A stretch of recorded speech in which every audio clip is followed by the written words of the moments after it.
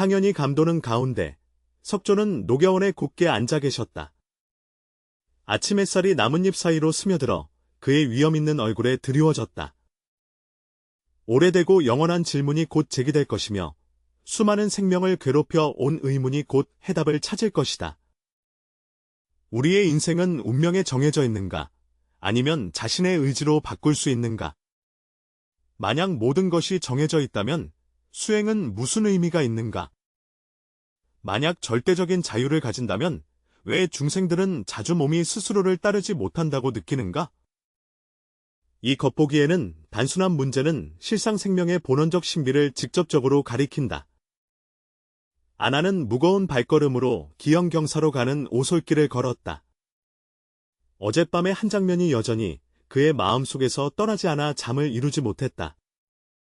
그가 경사에 들어섰을 때 멀리서 종소리가 마침 울려 퍼졌다.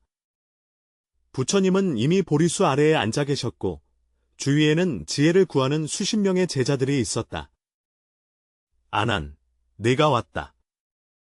석존이 부드럽게 부르시니 눈빛은 물처럼 온화하여 마치 아난의 마음을 이미 꿰뚫어본 듯하였다. 아난은 몸을 숙여 예를 갖추고 석존 옆에 무릎을 꿇고 앉았다. 승존이시여, 제자가 어제 성중에서 이상한 일을 보았는데 마음속에 의혹이 깊어 해결하기 어렵습니다. 경사회는 즉시 조용해졌고 모든 사람들의 시선이 아난에게 집중되었다. 석존은 미소를 지으며 그가 계속하도록 격려하였다.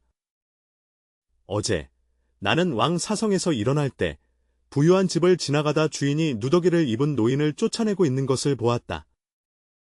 물어본 후에야 알게 되었는데 그 노인은 이 집의 20년 전 주인이었으며 한때 부유하여 널리 자비를 베풀었다. 그리고 지금의 주인은 그 당시에는 도시에서 가장 인색한 상인이었다. 그 노인은 왜 이런 처지가 되었습니까? 젊은 나홀라는 물었다. 아나는 탄식하며 말했다. 20해 전, 한 대화제가 노인의 상단을 태워버려 재산이 모두 잿더미가 되었지만 그 인색한 상인은 얼마 지나지 않아 뜻밖의 횡재를 얻어 가업을 번창시켰다. 아난의 목소리가 깊어졌다. 석존께서는 이것이 예외가 아니라고 하셨다. 제자들은 종종 덕망이 높고 존경받는 사람들이 운명이 좋지 않아 가정이 파탄나고 가족이 죽는 것을 목격한다. 그러나 마음이 올바르지 않은 사람들은 오히려 영화와 부귀를 다 누린다.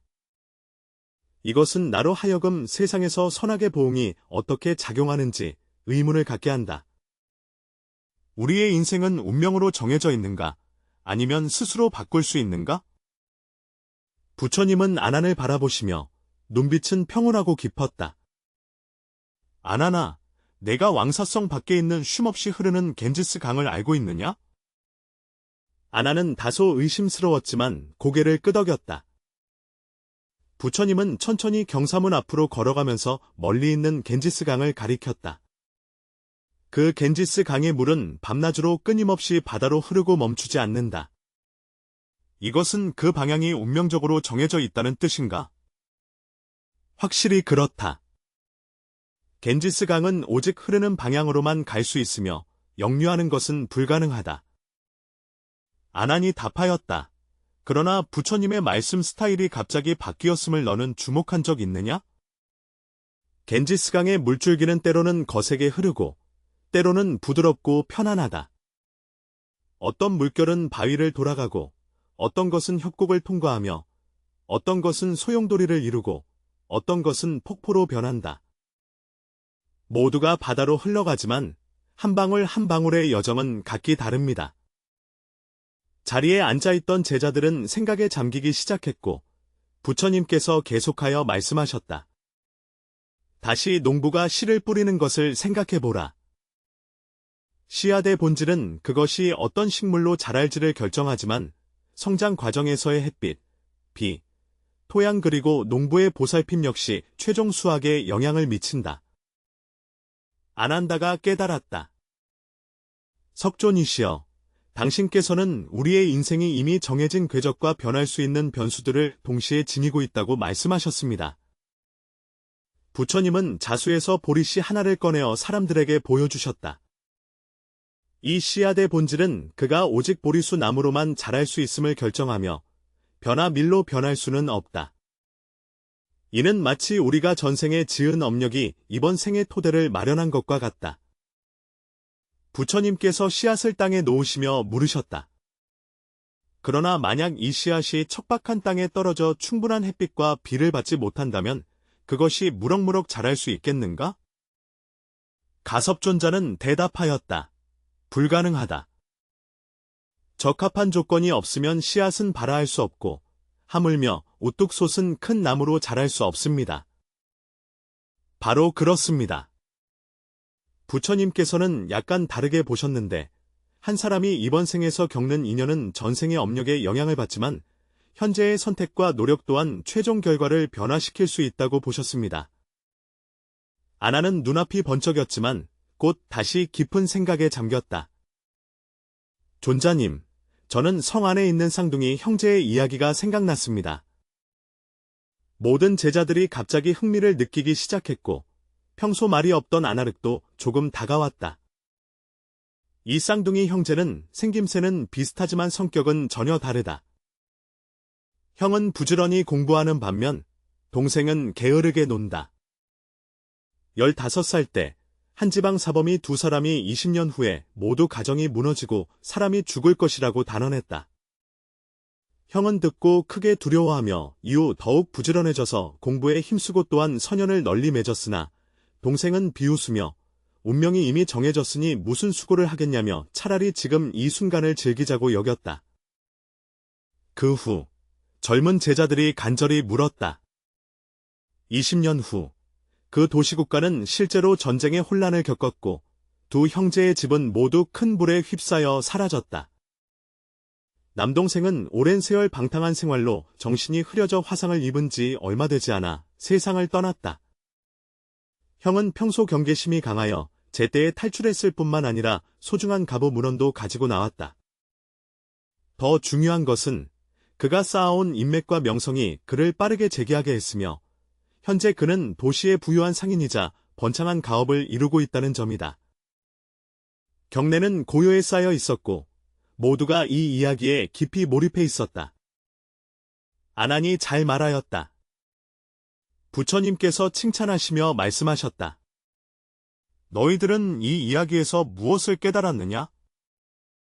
젊은 수보리가 일어나 물었다. 세존이시여, 저는 의문이 있습니다. 만약 이 두 형제의 운명이 다르다고 하는 이유가 현재의 선택이 다르기 때문이라면 그들은 왜 서로 다른 선택을 하게 되었습니까? 이 선택 자체도 과거의 인연에 의해 결정된 것이 아닌가요? 이 문제는 참으로 천겹의 물결을 일으키니 여러 제자들이 두려움 속에 마음속으로 생각하였다. 이는 인과와 자유의지의 핵심 모순을 직시하며 많은 이들을 깊은 사색에 빠지게 한다. 부처님은 수보리를 바라보며 눈에 찬탄의 빛을 띠시며 잘했다 하셨다. 수보리여, 내 질문은 수행의 핵심을 찌르고 있구나. 부처님께서 잠시 명상하시고 물으셨다. 수보리여, 내 생각은 마음이 어디에서 오는 것이라고 생각하느냐? 수보리께서 생각하신 후에 대답하시되, 제자는 마음의 생각이 과거의 경험과 습관에서 비롯된다고 여깁니다. 좋다. 부처님은 선하고 지혜로우시다. 그렇다면 당신은 이 순간 일어나는 마음을 제어할 수 있겠습니까? 이 허공보리는 깊은 사유에 잠겨 마취할 수도 있고 할 수 없을 것 같았다.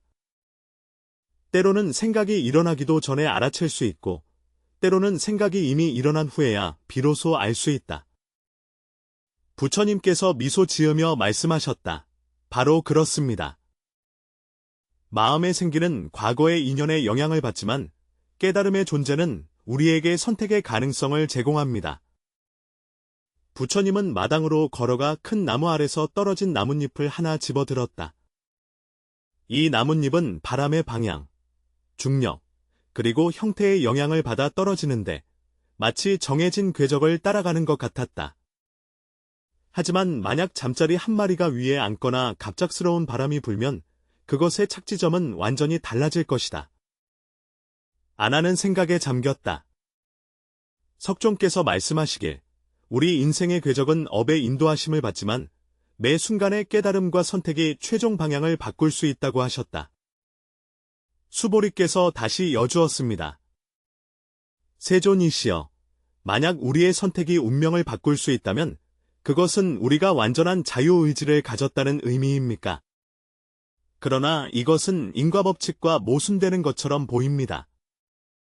결국 오늘 우리의 선택 또한 무수한 과거의 인연이 만든 결과입니다.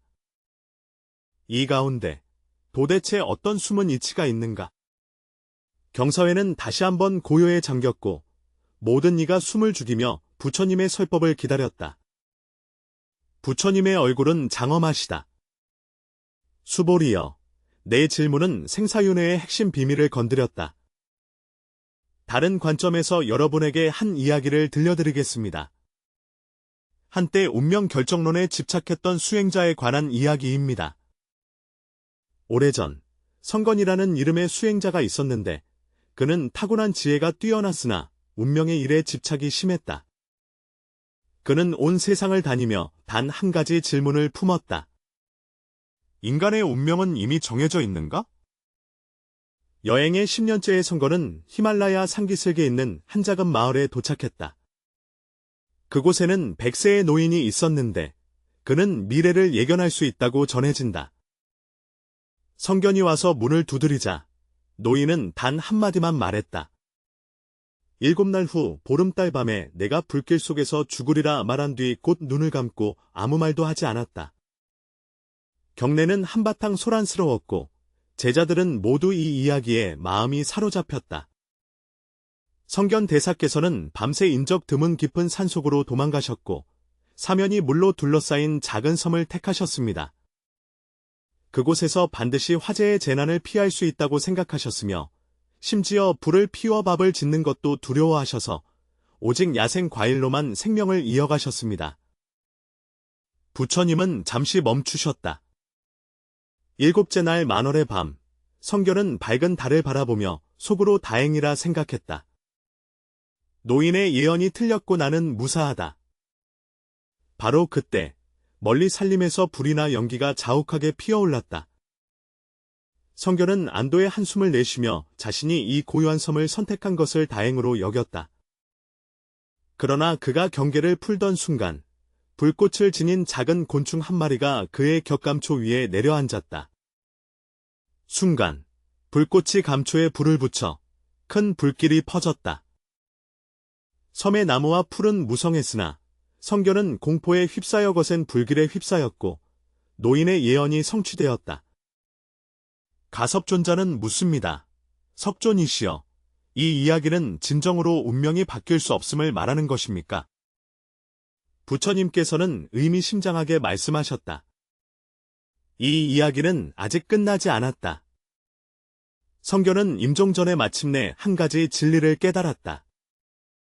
그가 불길 속에서 죽게 된 것은 운명이 아니라 예언에 대한 두려움과 집착 때문에 모든 행동이 환난을 피하려는 데 집중되었기 때문이다.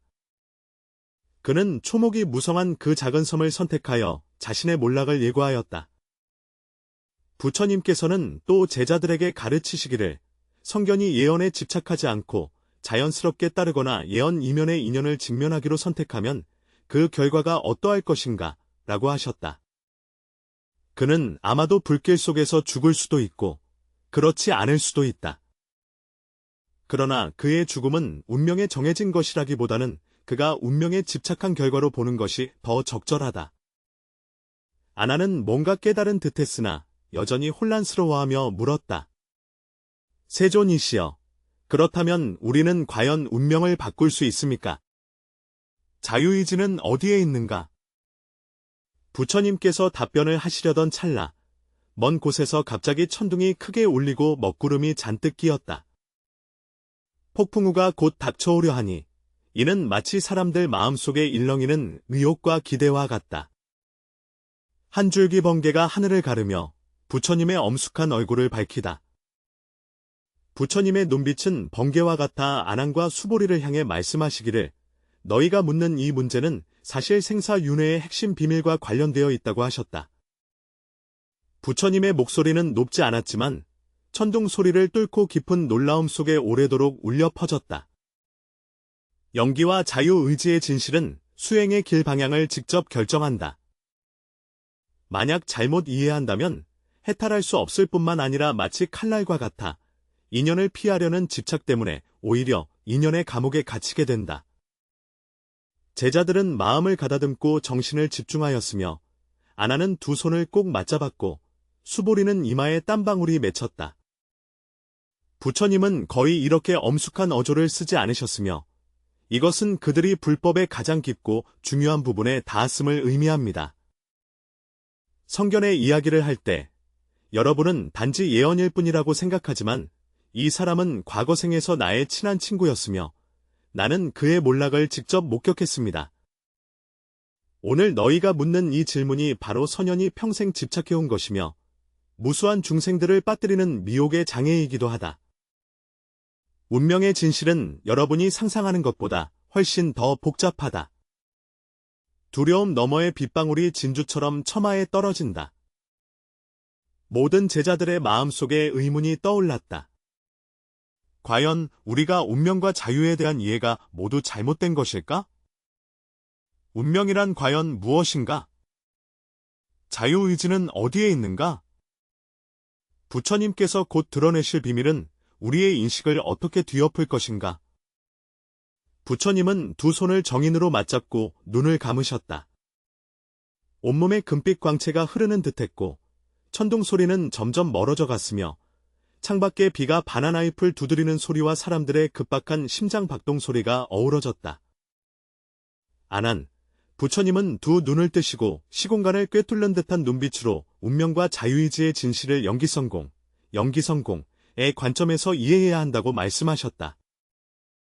이 말이 나오자 자리한 모든 제자들은 숨을 죽이고 마음을 집중하였다. 영기성공은 불법 중에서 가장 심오하고 핵심적인 지혜이다. 중생이 해탈하지 못하는 까닭은 바로 나의 본질을 알지 못하기 때문이다. 너가 나에게 집착할 때 너는 혼란스러워진다. 나는 운명에 지배받는 존재인가? 아니면 자유롭게 선택할 수 있는 존재인가? 그러나 이것 자체가 인연 앞에서 생긴 것이며 실체가 없다. 수보리 두 손을 합장하였다. 석존이시여, 저희를 위해 자세히 설명해 주시옵소서. 부처님께서 고개를 끄덕이며 창밖의 빗방울을 가리키셨다. 여러분, 이 빗방울을 보세요.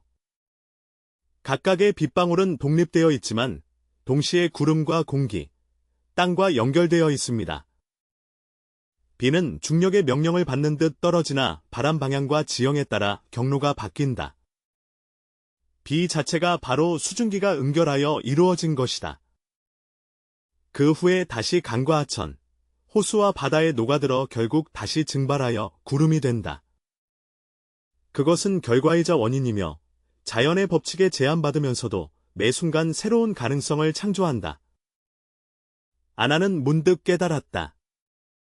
석종께서는 말씀하시길, 우리는 마치 빗방울과 같아서 업력에 얽매이면서도 매 순간 새로운 업력을 창조한다고 하셨다. 바로 그렇습니다.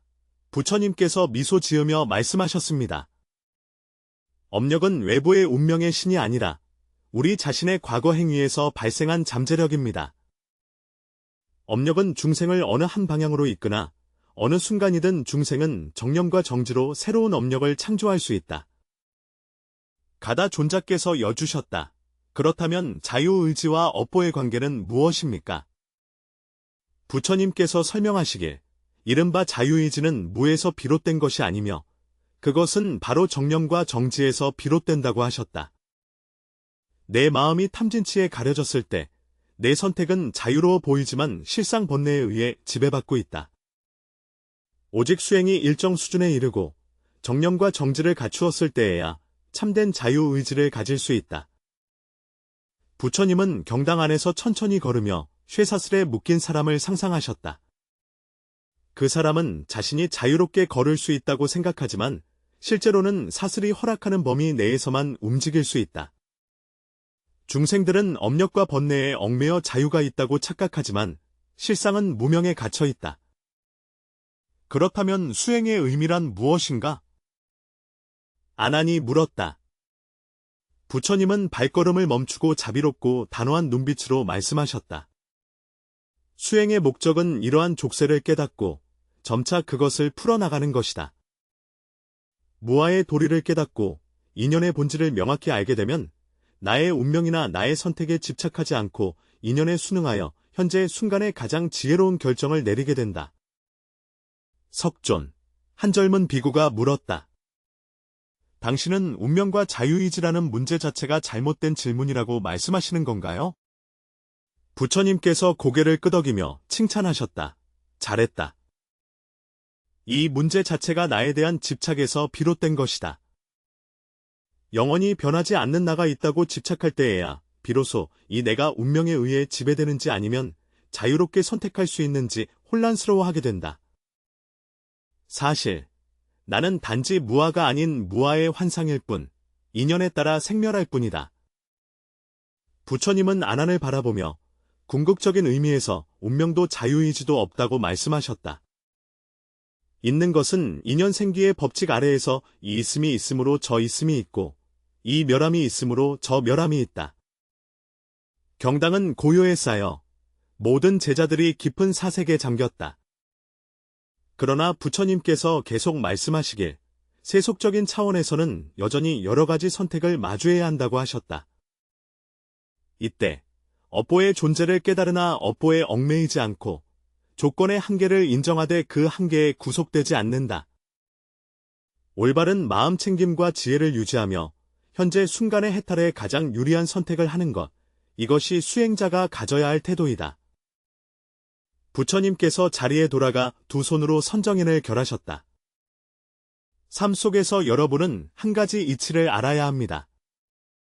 과거의 업은 이미 이루어져 바꿀 수 없지만 그것이 현재에 어떻게 영향을 미치는지는 여러분의 현재 태도에 달려 있습니다. 미래는 아직 오지 않았으며 무한한 가능성으로 가득 차 있지만 그것이 어떻게 펼쳐질지는 바로 지금 당신의 선택에 달려 있습니다. 진정한 자유란 무분별하게 행동하는 데 있는 것이 아니라 무명의 어둠에 가려지지 않고 번뇌에 휘둘리지 않는 데 있다. 매 순간을 깨어있게 마주하며 아난은 무릎 꿇고 머리를 조아렸다. 세존이시여, 저는 깨달았습니다. 운명과 자유의지는 대립하는 것이 아니라 한 동전의 양면일 뿐임을. 과거의 업력은 씨앗과 같아 우리에게 가능성을 심어주고 현재의 선택은 햇빛과 이슬과 같아 이 씨앗이 어떻게 발아하고 성장할지를 결정합니다. 부처님은 미소를 지으며 손을 내리셨고 아난은 내 뜻을 잘 이해하였다. 한 음률가가 연주할 때 검은고 줄의 재질과 장력이 어떤 음색을 낼 수 있는지를 결정하는 것과 같으니 이는 업력의 제한과 같다. 그러나 검은고 연주자가 줄을 어떻게 뜯고 힘의 강약을 조절하는지가 최종 음악을 결정하듯이 이것은 마치 현재의 선택과 같다. 형과 뜯는 행위는 서로 뗄 수 없듯이 업력과 선택도 서로 보완하는 관계이다. 가사존자는 물었다. 세존이시여, 만약 중생들이 모두 업력에 사로잡혀 있다면 왜 어떤 사람들은 운명을 완전히 바꿀 수 있는 것처럼 보입니까? 훌륭하옵니다. 부처님께서 칭찬하시며 말씀하셨다.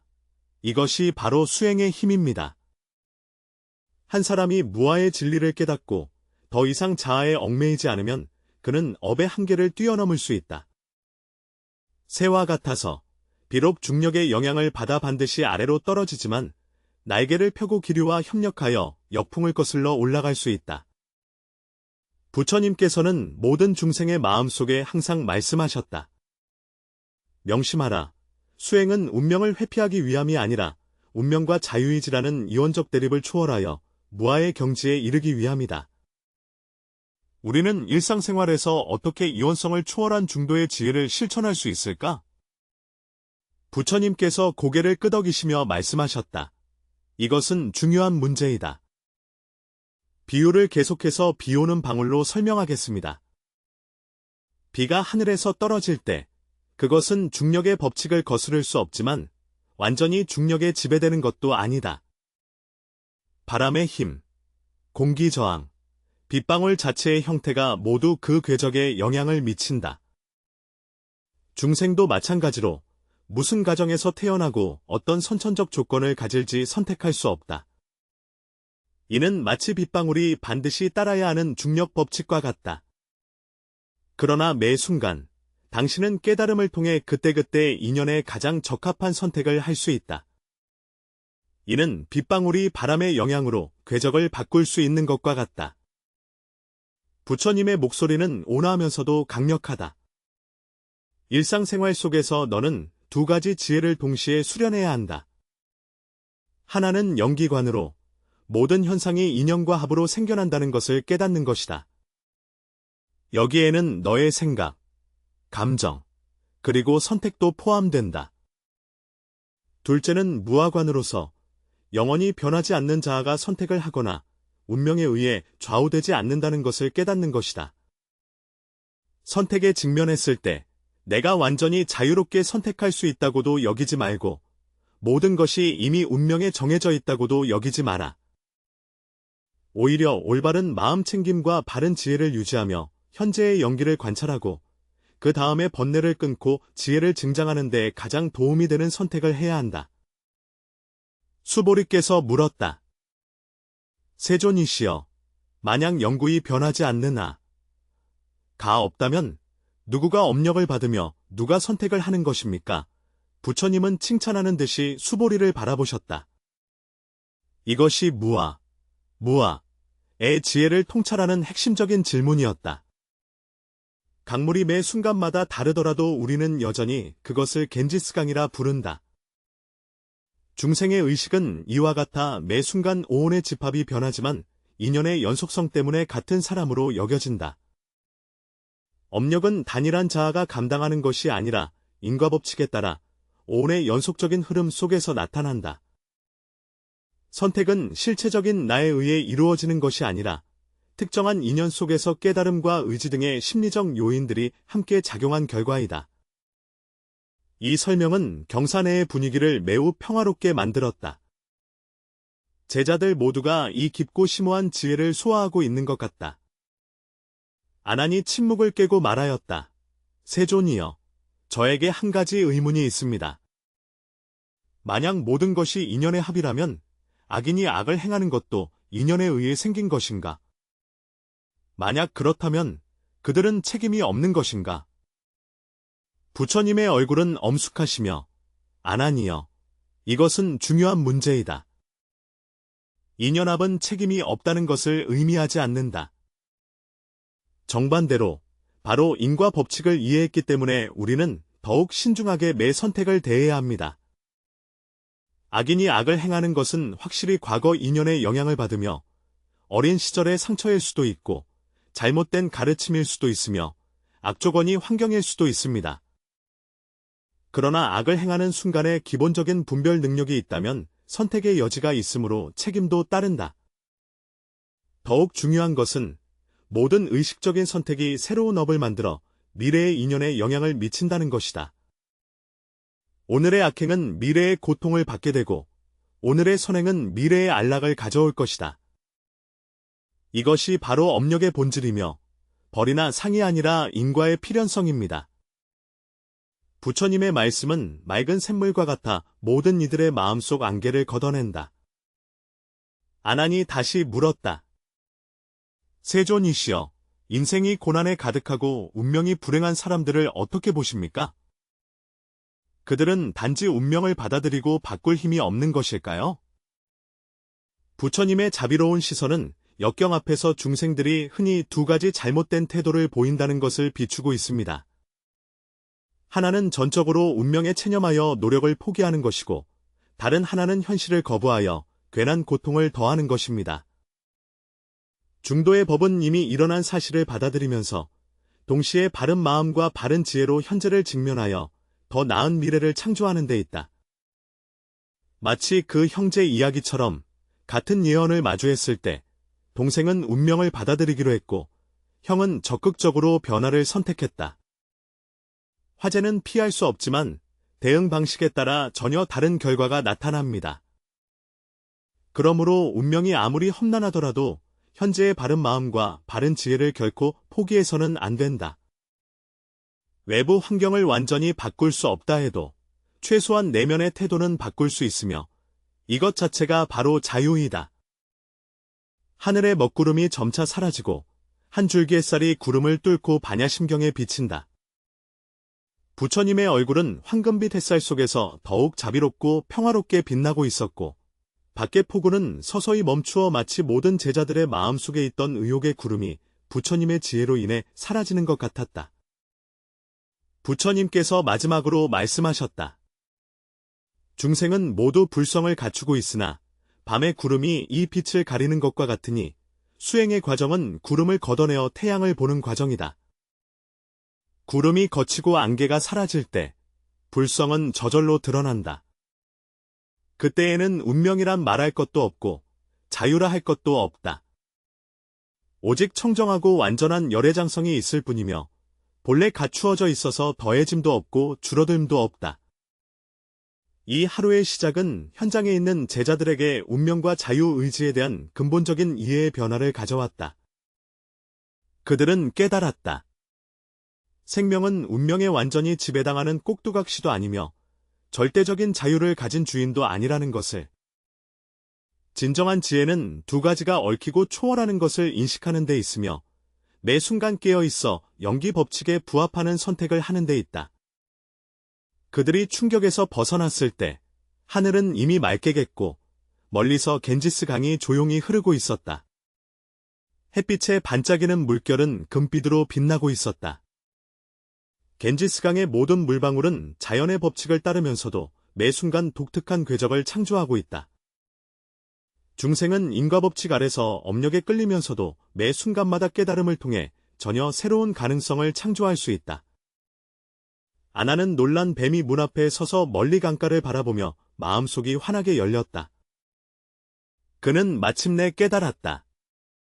운명과 자유에 대한 혼란은 나에 대한 집착에서 비롯되며 해탈의 길은 이 집착을 내려놓고 본래 청정한 깨달음으로 돌아가는 데 있음을. 이 깨달음 속에는 운명에 구속된 나도 없고 절대 자유를 가진 나도 없으며 오직 흐르고 이어지며 만법과 하나인 생명 그 자체만이 있을 뿐이다. 이러한 깨달음은 아난이 운명과 자유에 대한 의문을 풀었을 뿐만 아니라 생명의 본질에 대해 전혀 새로운 인식을 하게 만들었다. 그는 더 이상 그 몰락한 노인의 처지를 의아해하지 않았고 선악의 보응이라는 표면적인 현상에 집착하지도 않았다. 그는 더 깊은 인연의 법칙을 보기 시작했고 모든 생명이 수많은 인연의 교차임을 이해하기 시작했다. 진정한 자유는 이 교차 속에서 깨어있음을 유지하며 무명에 의해 가려지지 않는 데 있다. 부처님의 가르침은 감로수와 같아 제자들의 마음밭을 풍요롭게 하여 수행의 길에 대해 더욱 깊은 이해를 얻게 하였습니다. 그들은 깨달았다. 수행은 운명을 회피하기 위함도 아니고 절대 자유를 얻기 위함도 아니며 이원론을 초월하여 생명의 근원으로 돌아가기 위함임을. 이 근원에서는 운명과 자유가 더 이상 대립되는 개념이 아니라 동일한 실제의 다른 측면이다. 이날의 시작은 아난의 마음속에 영원히 새겨져 그의 수행길에 등불이 되어 생사의 안개를 헤치고 궁극적인 해탈의 저편으로 나아가도록 인도할 것이다. 이 지혜의 불씨는 그와 다른 제자들을 통해 대대로 전해져 수많은 깨달은 이들의 삶의 여정을 밝히리라.